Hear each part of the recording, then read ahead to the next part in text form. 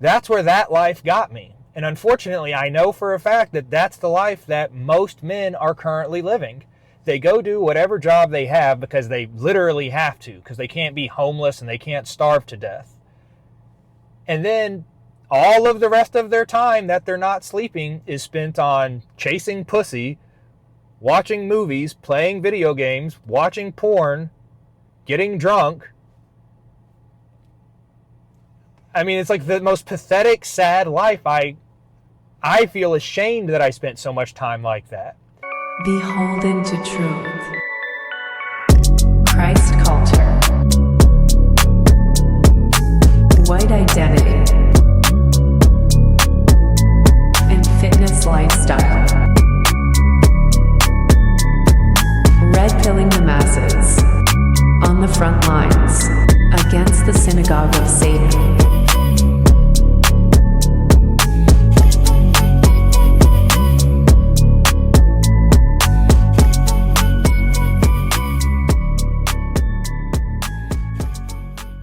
What is going on, you guys? Welcome to another episode of Beholden To Truth. Here with you with another happy hour.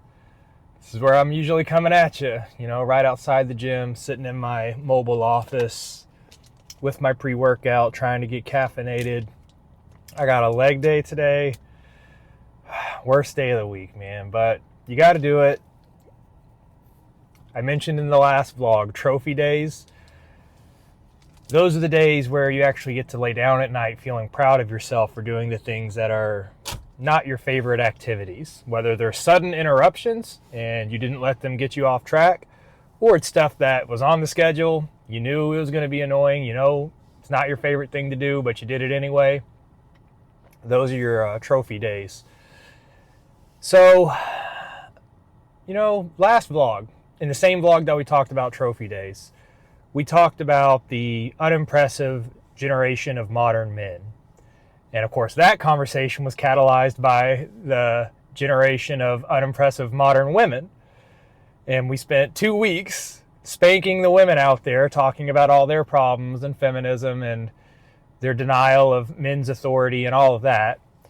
And then we finally shifted gears in that last vlog and talked about, we got a man problem too. I talk often about the woman problem, but the woman problem is an outgrowth of the man problem.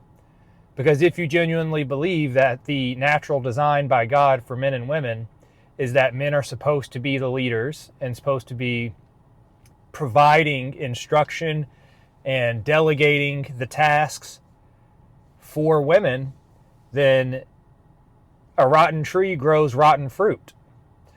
If a man doesn't know how to properly keep himself healthy, oriented toward productive goals, then he can't do the same for women.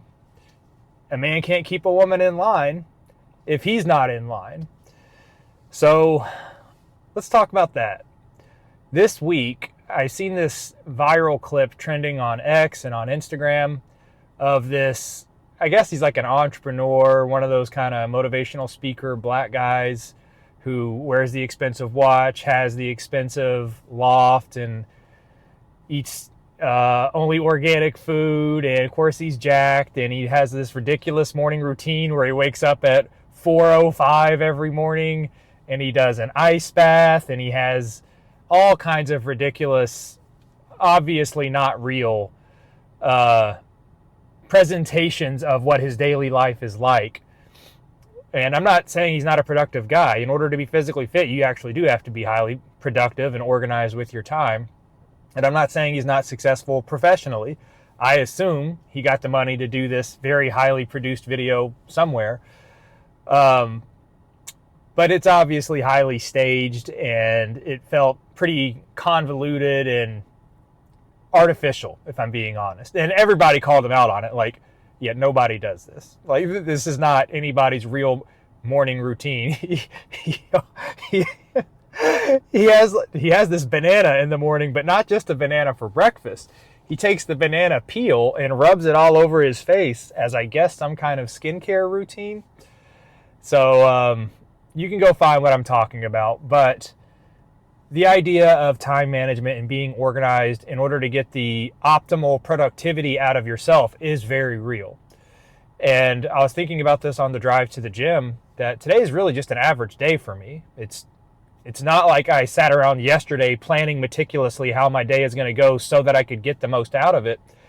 I've just been doing all of these matters of self-improvement for, at a minimum, 5 years, several of them for 10 years.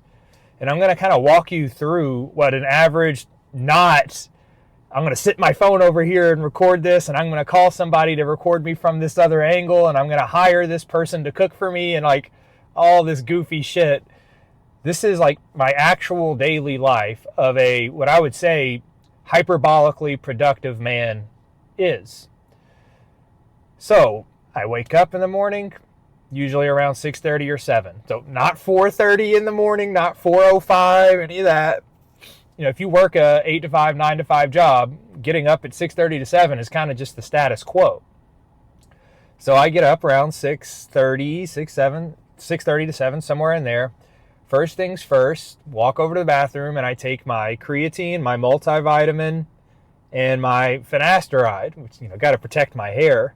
I'm getting old, I'm nearly 40 years old. I got to keep that full head of hair. But that's my morning supplement routine: creatine, multivitamin, and hair product, finasteride. And Mondays and Thursdays, I have my TRT protocol. I'm not like trying to hide that, by the way. I'm just saying that's not an everyday thing. On Mondays, there's also the half mil of test. And then on Thursdays, there's a half mil of test. So whatever day you're talking about, always in the morning, first things first, healthcare supplementation. Just getting out of the gate of that is already something that the majority of men aren't doing. You can't even get them to just take a multivitamin. I was one of those people. So I'm not talking about theoretically there's guys not out there doing that. I know because I was one of them. I didn't have any kind of health routine, not exercise, not diet, not supplementation, up until I was 27 years old. So that's a full-fledged adult man. And I know many of you, or men are in that same boat where they don't have a healthcare routine. It's just get up, mosey over to the kitchen, what sounds good for breakfast, or what's super fast and easy for breakfast. But there's not any intentional consideration as to the macronutrients or the calories. So I do intermittent fasting. So there's no breakfast routine for me. I don't eat until 6 p.m. every day. So that's not part of my morning routine now. But before the fitness lifestyle, my morning routine would have been no supplementation. Don't care how my health is doing. I'm not going to try to do proactive measures to ensure longevity. Go straight to the kitchen and eat, Costco muffins, Pop-Tarts, bowls of cereal, some garbage, some goy slop. Next up on my morning routine, every single morning for the last 7 years, I go walk my dog for 30 minutes.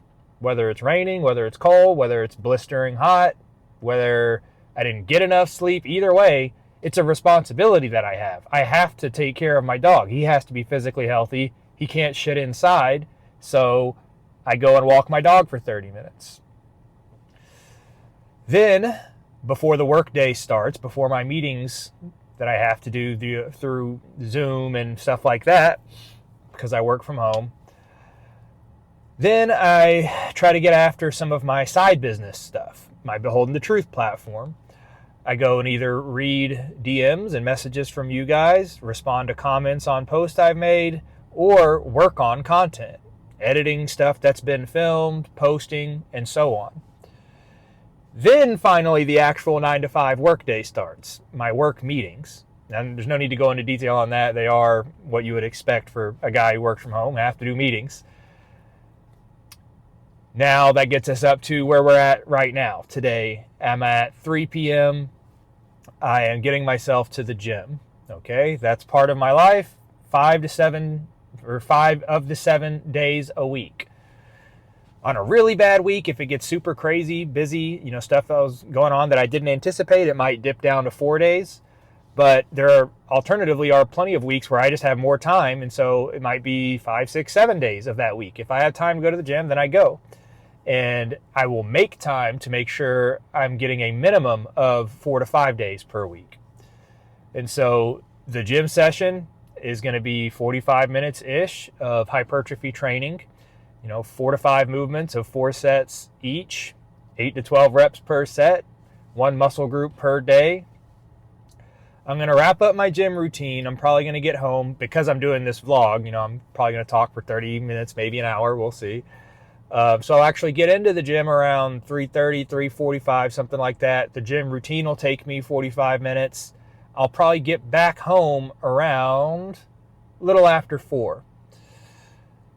Then I have a Bible study tonight. And so normally I would be probably following up some more on social media, seeing how the posts are doing, responding to comments, stuff like that. But in tonight's case, because of the Bible study tonight, I have to have an early dinner. And so what does dinner look like? Is that just have something delivered, have something frozen, go through the drive-thru? None of the above. Dinner is a home-cooked by me with measured ingredients, with a measured amount of protein, with a measured amount of calories. All of that will be done, cooked by me. And then while I'm eating that food, I watch America First. And if it's not America First, I watch some other political or religious podcasts. So it's not just like sitting there watching Netflix or sitting there staring at the ceiling while I eat my food for 30 minutes. While I'm cooking and eating, I'm ingesting commentary on the current state of affairs in America, geopolitics, or religious exegesis, or historical religious studies. I'm on a kick on that lately. Just, the general history of the Bible and how the 66 books were canonized, or 73 for Catholicism, stuff like that. So there's an educational aspect simultaneously happening to nailing the perfectly calculated dietary needs of the diet, and a fiscal aspect of I'm eating at home with food that I bought at the grocery store. It's not overpriced stuff that I got from takeout or a restaurant.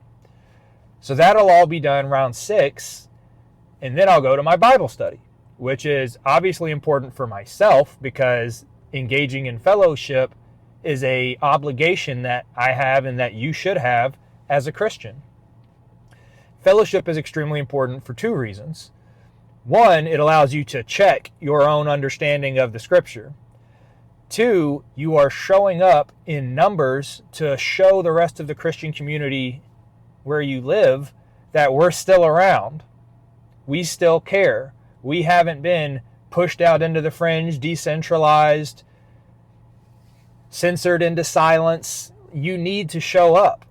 Whether it's a life group or, a men's study, Bible study, whether it's after your sermon on a Sunday or, in my case, every Tuesday night, I have a life group that I go to. And it's exactly what it sounds like. You talk about life. You pray for each other. Part of it is going over passages in Scripture. We have a workbook. I'm going in 1st and 2nd Peter and Jude for the next several months. And so that life group goes from 6 p.m. to 8 p.m. I'm going to get home. I'm going to eat the rest of my calories for the day that are going to be high in protein, measured in calories.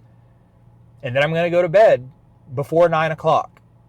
That way I ensure that I get a solid 8 to 10 hours of sleep before I wake up and do all of the same things again, except obviously Bible study is a once a week thing. Tomorrow is going to look the exact same. Wake up, supplements, walk the dog, intermittent fasting, work meetings, work on my side business, nail the diet with the home-cooked meals that save me money and are the perfect macros and calories. Watch America First while I'm preparing that dinner so I'm getting my political knowledge. Do you notice what's missing in all of this? Here's a question that's very important. Maybe you didn't notice. Where was the portion of the day where I sat down and played video games for 2 hours? Where was the portion of the day where I watched some kind of fiction movie or TV series? Where was the portion of the day where I went bowling? Leisurely activities, I'm not going to say that they have no place in life, but if you're self-assessing your life and you want to be a better man, a more capable man for yourself, for your future wife, for your future children, then leisure has to get deprioritized as compared to all of those other tasks. Your education, your profession, your physical health, your spirituality. There's going to be a little bit of time for leisure, but you shouldn't be having chunks of leisure time in every single one of your days. By the way, you have a weekend. I know you don't work 7 days a week. What do you think the weekend is for? That's when you're supposed to put in some leisure time. That's when you're supposed to go bowling, go to the lake, actually relax and decompress. That's fine. But productivity should be the theme of most days of your life. And so this is why I call it hyperbolic productivity, because it's like on an average day, I'm talking 5 to 10 different pillars of self-growth, self-investment, productivity that I'm investing in. A penny every day, a brick every day, an hour every day, however you want to phrase it.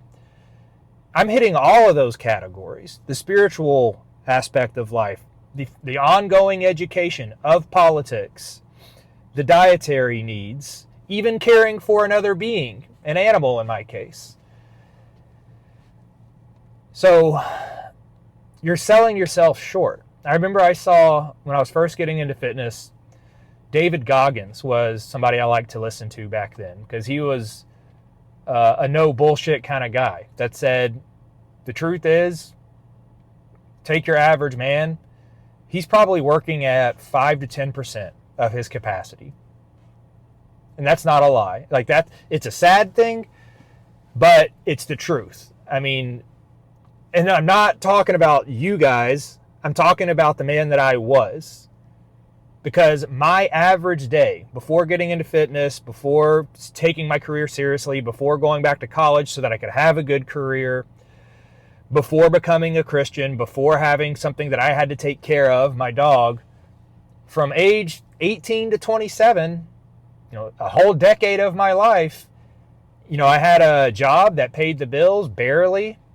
But other than that, every single hour of the day was, I'm going to eat what sounds good, what I can get quickly, doesn't matter if it's overpriced. I'm going to enjoy and ingest mindless, distractionary entertainment, whether it's the video games or whether it's the streaming content. And I just racked up day after day, week after week, month after month, year after year of that. And guess where that got me? I became 27 years old, approaching 30, with no way to pay for a future family, without an education to get me to the point of having a better career to do so, physically unhealthy, spiritually clueless as to how the world works, why humans are here, what we're supposed to be doing with our time, the nature of good and evil. That's where that life got me. And unfortunately, I know for a fact that that's the life that most men are currently living. They go do whatever job they have because they literally have to, because they can't be homeless and they can't starve to death.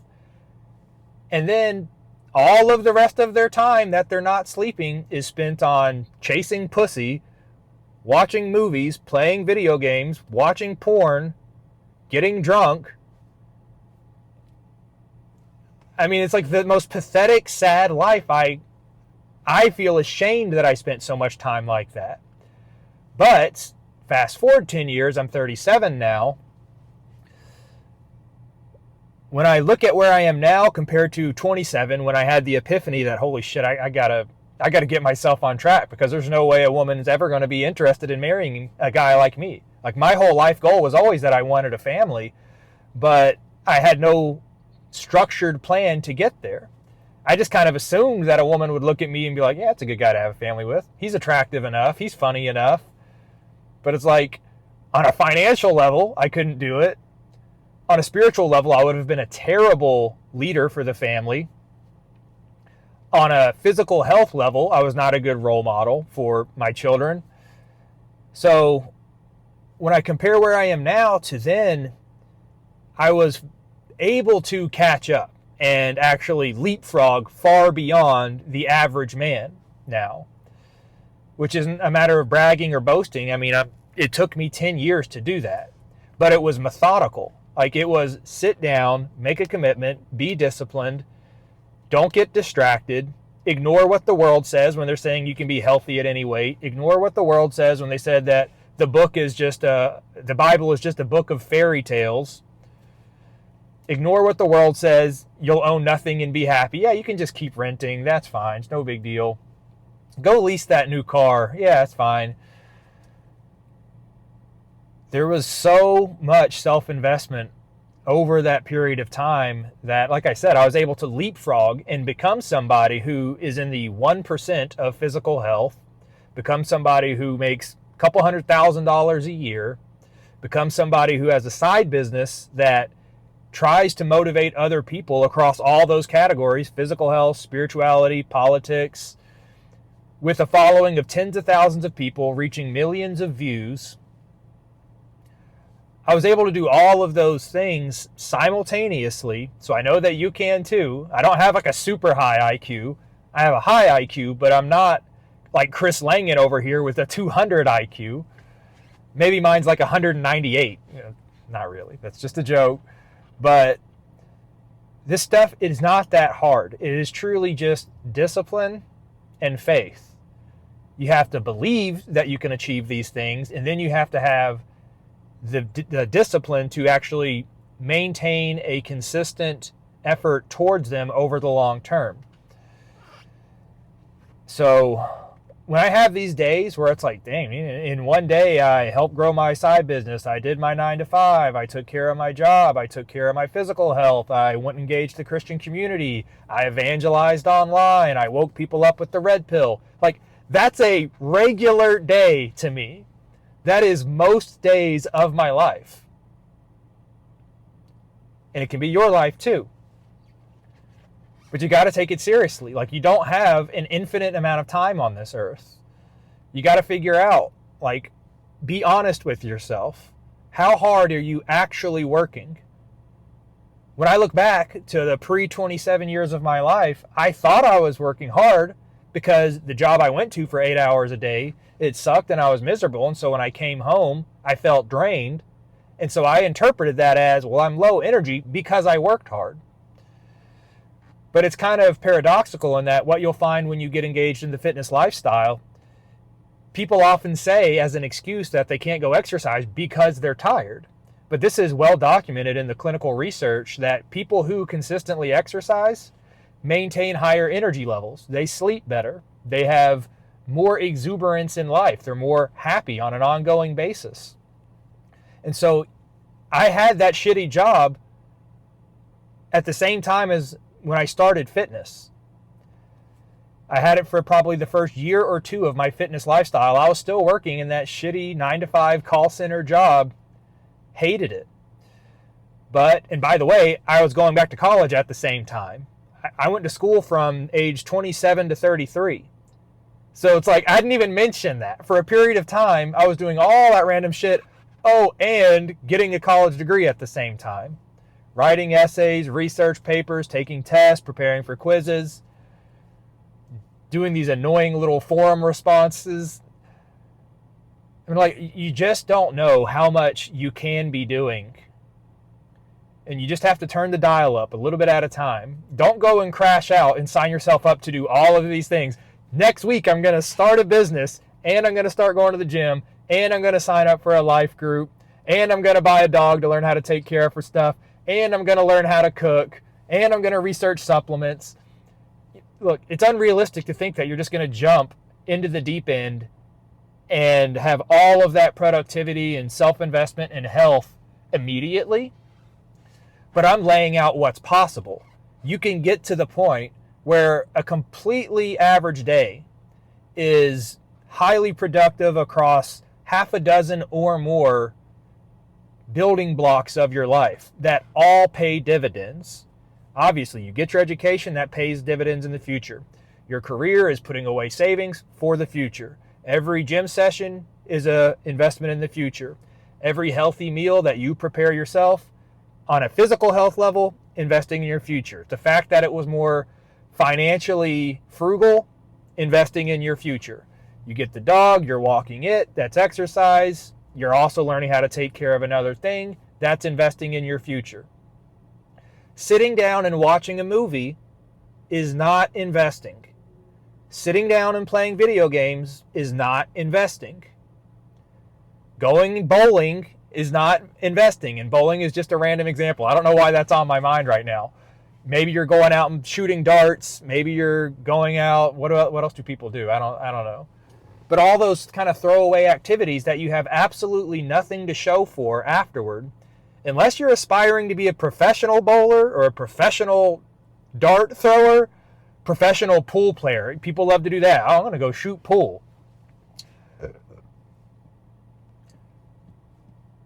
I want you guys to be great. Hopefully you see that. I want you all to be genetic specimens. And it is true that there's a genetic limiter that is on IQ and is on your physical capabilities. But I promise you, where you think that limiter is and how close you think you are to that limit, you think you're probably right here. Like, I'm working hard and, I'm not like way out of shape. I could be better. Like, you think you're probably somewhat close to the limit, but certainly not maxing out. The limit is like way over here. You can't even fathom what your limit is. I didn't know just how good my physique could be when I started. I didn't know that I could be making a couple $100,000 a year when I finally went back to school. I just knew that I was going to be making more money. I didn't know when I started posting on social media that it would become something that reaches millions of people. So that's what I mean. You literally don't know what your limit is. I didn't know when I first started going to church, first read the Bible, only 3, 4, 5 years later, I would be bringing people to Jesus Christ, helping them save their soul. How crazy is that? So, believe me, I'm not saying this to like blow smoke up your ass and to come off as like a motivational speaker or something. I'm saying from my own anecdotal experience, I did not know my own potential. Nobody knows their own potential until you start striving.